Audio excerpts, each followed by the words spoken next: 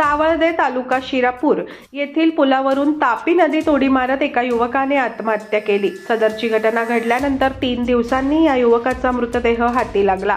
महेश रावण धनगर, वय वर्ष 20, राहणार कुरखळी, तालुका शिरपूर असे मृत युवकाचे नाव आहे। महेश धनगर हा एका खासगी कंपनीत नोकरीस होता। 26 फेब्रुवारीला रात्री 8:30 ला कुणालाही न सांगता तो घरातून निघून गेला। यानंतर त्याने मित्र अविनाश याला फोन करून मोबाईल, चार्जर व चप्पल तापी पुलावर ठेवले आहे आणि नंतर उडी टाकत असल्याची माहिती दिली। यानंतर मित्राने त्याच्या घरी सांगितल्यावर सर्वजण पुलावर पोहोचले। घटनेनंतर 2 दिवस त्याचा शोध घेतला, मात्र मृतदेह सापडला नाही।